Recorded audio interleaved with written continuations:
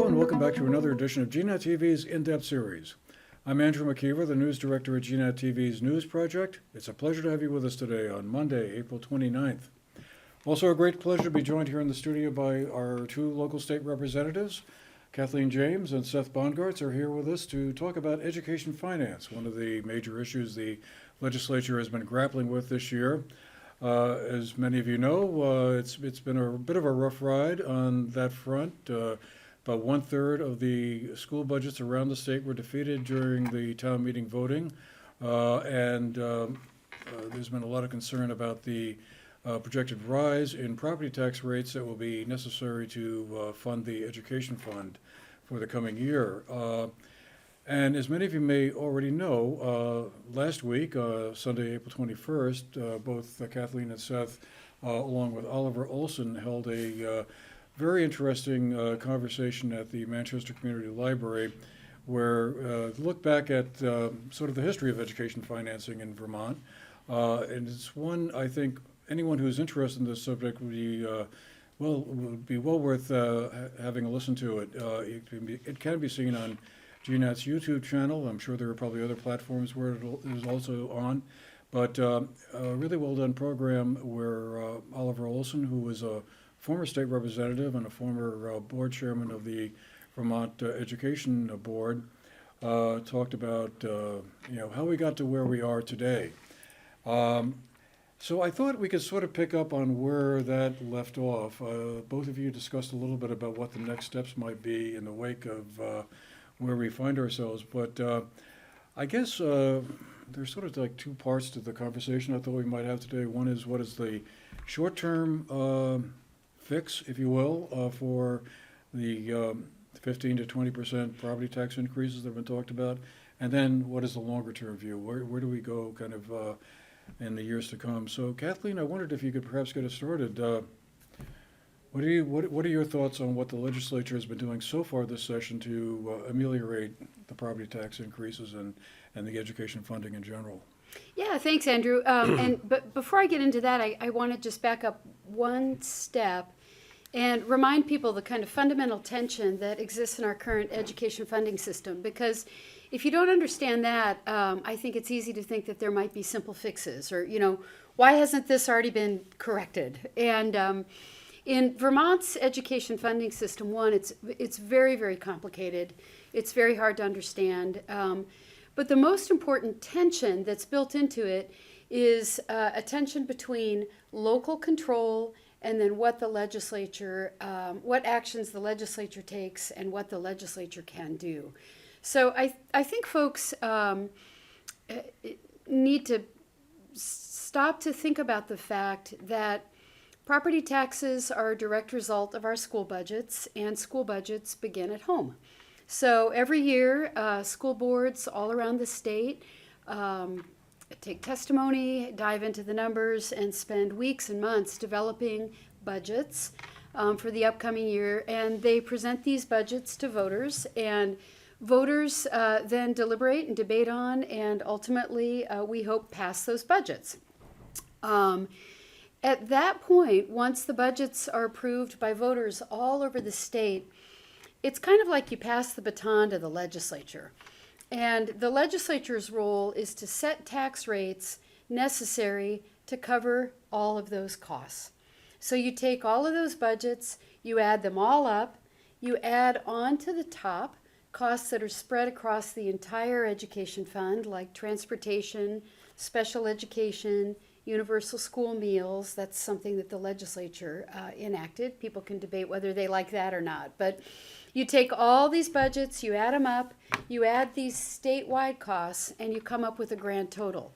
The job of the legislature, we're actually required to then raise the revenue necessary so that every district gets the dollars that its voters approved.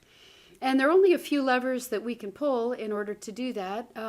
We can set the property tax rates and tweak the numbers a little bit there, but not much. We can try to raise other revenues, aka pass additional taxes to feed the education fund, or we can use reserves or one-time transfers, which is really not a great long-term strategy because it just sets up a cliff for the following year. So that's the tension that's inherent, I guess, in how our education funding works. It starts at home, and then it moves to the legislature. One thing I guess I would say is that you did mention that budgets are being defeated all over the state. And I'm incredibly thankful that that's not the way our voters approach our school budget here. Our local school boards work really hard to bring forward thoughtful, responsible, careful budgets. And you see here the voters respond to that thought and care by passing our budgets with really wide margins. And, you know, when you vote against a school budget, it's not a great way to send a message, right? It really hurts schools and hurts kids and hurts teachers. So anyway, there are other ways to send a message, and we've got a lot of work to do. I think everybody realizes that we've got to overhaul our education funding system, but those choices are going to be really tough, and it's not immediate.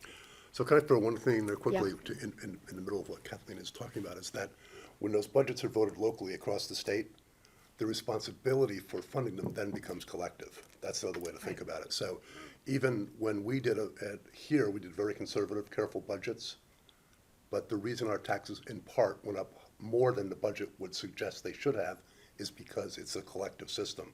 So once all those local decisions are made, they go into the bucket and we have to fund it. Right. So that's just another way to think about it. I just want to throw that into the mix. That's important to understand. The tax rates we set are statewide. It's like, you know, hey folks, you know, we've got a $2 billion bill come due for the education fund this year. What statewide tax rate are we going to set to raise from all of us collectively, from all of these revenue streams, the $2 billion? It's not like Manchester taxpayers are paying for Manchester schools. That's from the long ago Right, times. that was the way things used to There's happen. little elements of that that's too complicated to get into, but it's overall, that's the right. We could probably talk for quite a long Yeah. time just on that point alone, but. Years, unfortunately. Yeah. Right. But I guess your options were fairly limited this session. I mean, it became evident fairly early on that there was going to be a lot of upward pressure on property tax rates this year. And again, we could probably talk about why that might be so. I'm sure part of it is pandemic related and other things. But it was difficult to buy down those projected tax rates. One question that I wanted to ask you, there was one proposal that came from the tax commissioner, Craig Bolio, to basically, it sounded like to borrow money from the future, I suppose. The state treasurer, Mike Pichak, kind of shot that down as being something that would damage the state's credit rating long Yeah. term. But, I mean, was that sort of an idea that, I mean, how many other options are there to do something in the immediate future that would have an impact on property tax rates right now? I mean, I think either ones will say the same thing. That was just going nowhere from the beginning because we're not going to borrow our way out of this. And it sets us up for having it be worse the next year. You don't make a tough situation better by moving it into the next legislature, the next several years of paying it off. So that was a classic dead on arrival. I think it's fair to say. Yeah, that was DOA. Yeah. And, you know, to hear Treasurer Pichak say that it would damage our credit rating and our, you know, our ability to pass bonds that was kind of a slam dunk, I thought. But so what we've done so far, and, you know, it's interesting because the House has passed the so-called yield bill. That's the nickname for the bill we pass every year to set the rates necessary to raise the money that voters and the legislature have, you know, all approved. But it's over in the Senate now, and they could completely change it. You know, we'll see what happens, but it's not over till the final gavel falls. But what the House has proposed to the Senate is we set the necessary tax rates to raise the money we need to raise. We brought down the homestead property rate just a little bit, as far as we could, to, I think, a 15% projected increase, which is still, that's going to be very hard for people to swallow. But we did as much as we could there. We suggested 2 new taxes that would help a little bit.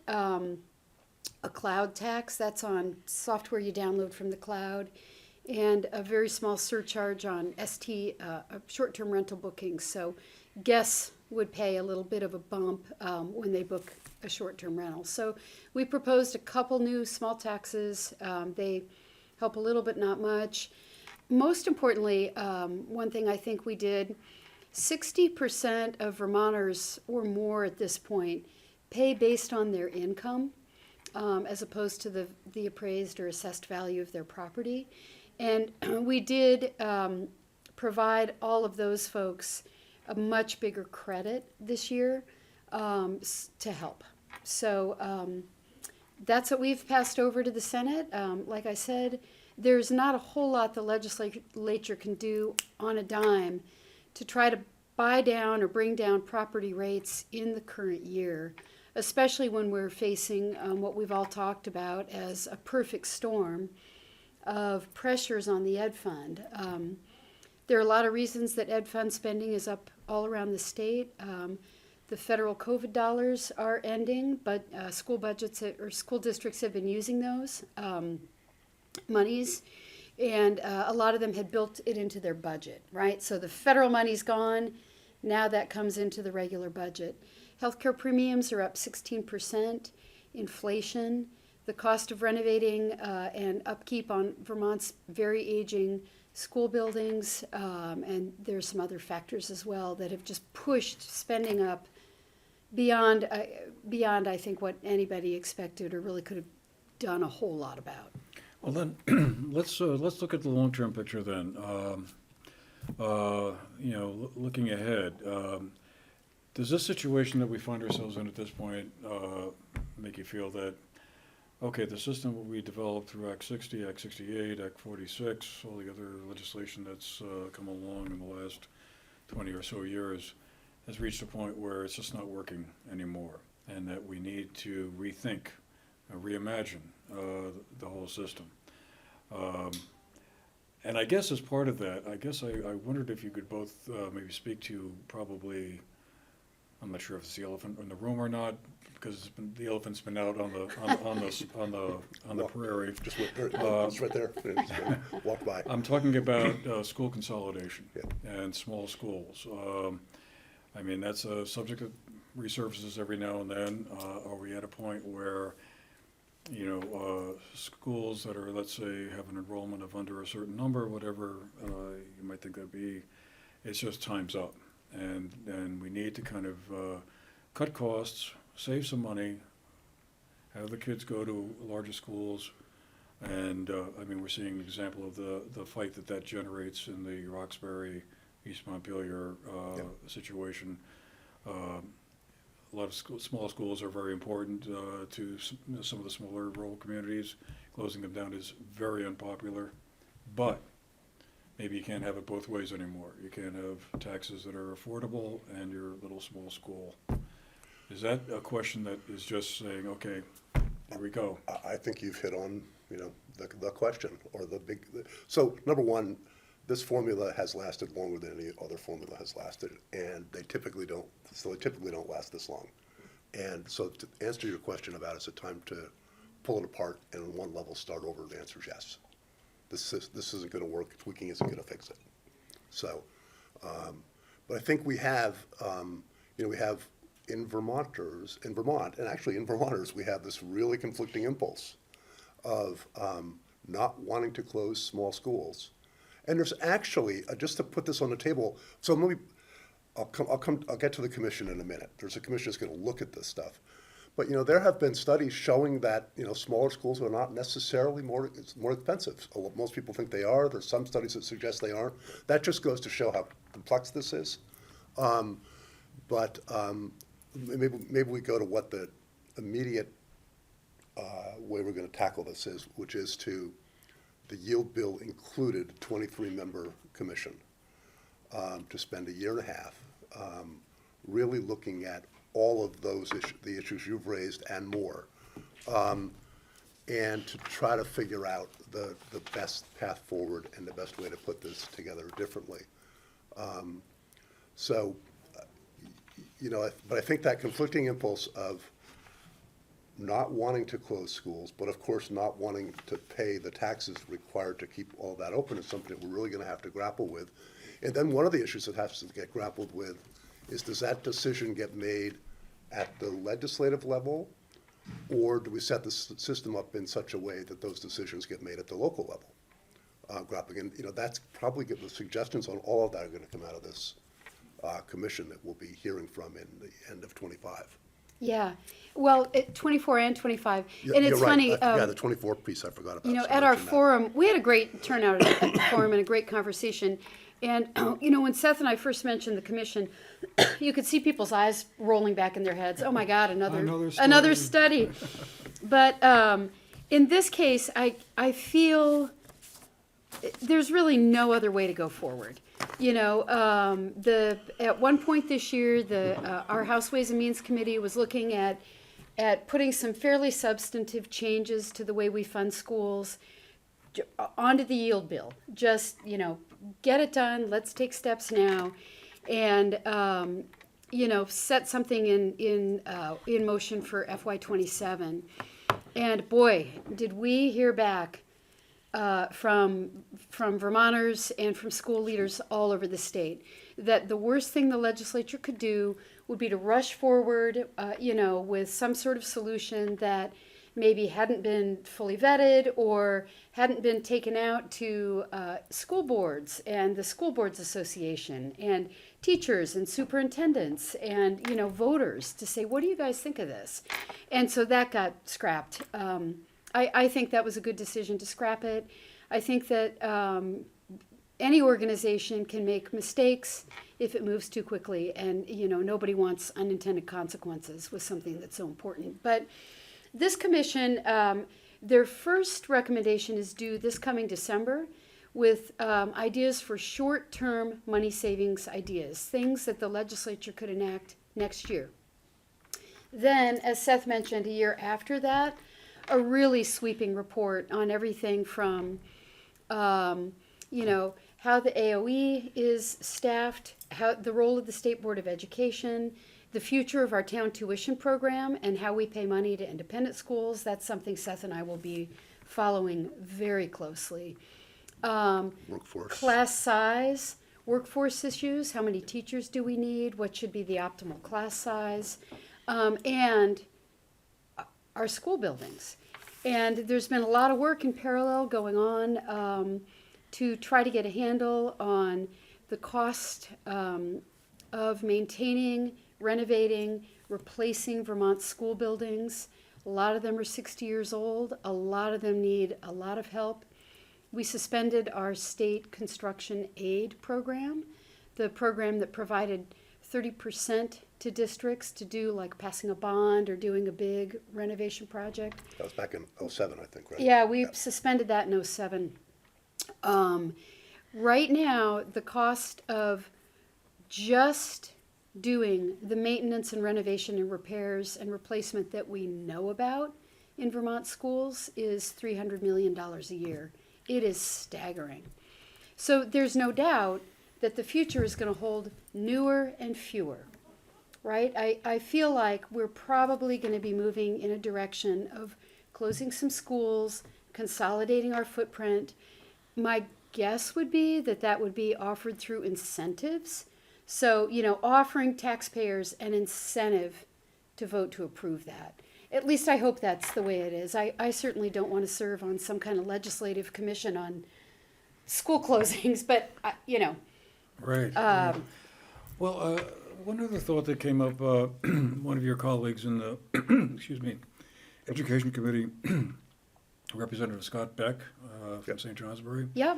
came up with a proposal. It sounded like it was a bit of a return to an earlier formula, foundation formula, as I think it was called, where each district gets a certain amount of money based on the number of students, and if a school district decides it wants to do more than what they can do with that block grant, then that would come out of the local tax bucket.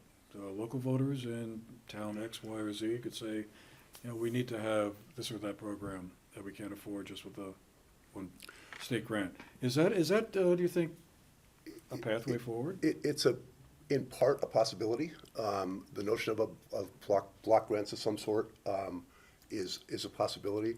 But whatever we do, when Scott talks about, and Scott, by the way, is a very smart guy on that committee. He's somebody who really understands these issues. But it would have to meet the Brigham test. And that would mean that when Scott talks about, allowing towns or districts to spend more if they want to from the homestead side of the equation, it would not be able to get to the point that some districts were able to offer significantly more than other districts can based on the same concept. So the Brigham decision, which really said that kids across Vermont have to have equal access to education, would limit how far Scott's proposal can go, at least in that one piece. Recall from the discussion with Oliver the other day that there's 3 buckets for funding education. It was really pretty interesting to see it graphically the way he laid it out, but that about 40% comes from the non-homestead property taxes. About only 25% comes from homestead property taxes, and the rest comes from that third bucket of sort of special state funding to go in and to help ameliorate the impacts. But Scott was only talking about that smaller, the only option that would be available to communities would be that smaller bucket of the 25%. But it would have to be done in a way that doesn't violate the Brigham test that would end up being subject to. Mm-hmm. Although having said that, it may well be the right concept. In fact, when I mentioned earlier that the Ways and Means Committee was thinking about just sort of, dropping a big change into this yield bill that we passed, it was something very similar to that. It was called Educational Opportunity Grants or something.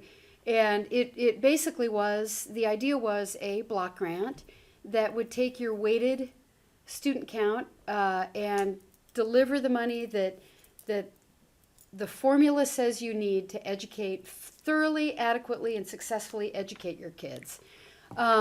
So the question would be, how do we handle or give towns the ability to raise more than that without setting up this unfair system where property wealthy towns can easily raise more money for their kids than property poor towns?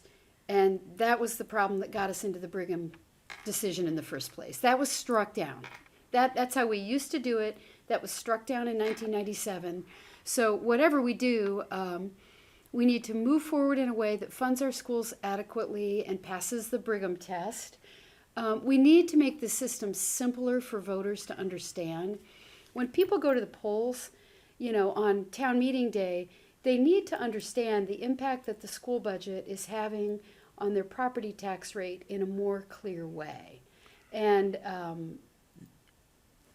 There's a great example of this, and I can't remember where it is, but one of the school budgets that went down was, I think, a 0.02% increase. So the school district had basically level funded, but because property taxes were going up, voters rejected it, but lowering that isn't going to make any difference. You're going to pay the same thing. So the system is complicated. It's not directly connected to your own decisions, and we need to restore, at least in part, both of those things. Like Kathleen said, we feel the same way about this. Nobody understands the system. No voters understand this system, and they can't. So we need to develop a system, to the extent that we can, within the confines of the Brigham test, which is always going to make it complicated, make it understandable. And we need to do it in a way that the decisions you make locally, you sort of pay or save, at least in part, based on the decisions you make. Right now, it's pretty disconnected, and there's something wrong with that. Mm-hmm. Well, I remember back when Act 60 was being debated and discussed, this was a point that came up frequently in a lot of the conversations. I remember hearing that the beauty of the old way of doing things was that there was a direct correlation between the budget that you voted on at town meeting and what your taxes were going to go. I remember many people saying, well, I would know right after town meeting what my tax bill was going to be next year. Yeah. And that really made it very clear. I don't know if things have just evolved to the point where we'll never kind of get back to that kind of level of simplicity again, but You know, I wonder, is there another state doing it in some way that we could copy a model from? I mean, I think I've heard it said Vermont is the only state that has a system that is this complicated. There must be another one of the other 49 that have figured out a way to kind of do it in a simpler way that was also effective and fully funded the needs of schools. Vermont's exceptionalism, right? The one thing that I think is helpful, or you know, is that in this commission that's been set up, the 23-member commission, they will be required to work with a national consultant. So the answer to your question is yes. You know, I don't know what state, but or it may be that, you know, we pick and choose pieces, but you know, the idea is not to MacGyver this, but to come up with something that truly is better. Well, I lost my thought. Maybe it'll come back to me. Well, we just have a couple of minutes left, and I just wanted to kind of quickly ask, one of the other things that, in addition to the school construction piece, that's kind of on hold is the PCB testing. Yeah. That also was held back because that was going to be very costly, but isn't that kind of like a big deal? I mean, PCBs are carcinogenic, right? I mean, and a lot of these buildings that we talked about were built 50, 60, 70 years ago. That was not known that back then. I mean, is that kind of something that, wait a minute, we kind of need to unpause that? Well, it's not paused right now. So a couple years ago, things sneak into the budget at the last minute. The state budget is a 400-page document, and literally in the last week or days of the session, our colleagues in the Senate snuck in a PCB testing program, and it mandated that every school in Vermont built before 1980 had to test for PCBs. And we had some ARPA money, I think, that we used for it the first year. Ultimately, we've set aside $32 million for that. That's a lot of money. That's already gone. And we're just getting underway. So the House has now voted 2 years in a row to pause the program. The Senate doesn't agree for the reason you said. PCBs are carcinogens, and shouldn't we go forward? It's just, you know, these are always difficult decisions, but it is the classic unfunded mandate that the legislature always gets in trouble for doing. You know, we pass this big program and we don't have the money for it, and local taxpayers foot the bill. I would love to have seen this work never begin, and to have it be built into the really comprehensive work we're doing as a part of our school construction task force to see where PCBs fit in. We're doing testing in a really piecemeal way. We did lead, we did radon, now we're doing PCBs. We really need to kind of, I think, step back and take a more comprehensive look at our buildings overall, and then figure out how we're going to pay for it overall. But, you know, what happened in Burlington with Burlington High School was a big deal, and that was the genesis of how we got to where we are with the PCB. So, you sure you both want to run for re-election? Sounds like it's going to be a fun time in Montpelier next year. I'm sure. Yeah, it'll be challenging, but it's always challenging. All right. Well, unfortunately, we'll have to leave it there. Boy, this is definitely a conversation we could talk for much longer on. But again, as I mentioned at the beginning, both Kathleen and Seth, along with Oliver Olson, had this really informative and thought-provoking program that you can watch on, again, GNAT's YouTube channel. I think it also is going to be hosted on our website, too, about education financing and funding and kind of how we got to here. And I think Yeah, the history is really interesting. Very Yeah. well worth watching in its entirety, too, by the way. It's about an hour and a half long. It It's is. worth watching all 90 minutes of it, believe me. So, again, Representatives Kathleen James, Seth Bongartz, thank you both very much for making the time for this conversation. I'm sure you both thought about education financing way more than you probably would like to have to be thinking about it, but we appreciate the fact you made the time to come in and share your thinking on this with us. So thank you for that, and thanks to all of you who've been with us. Hope you found the show interesting. We'll see you again the next time. Take care.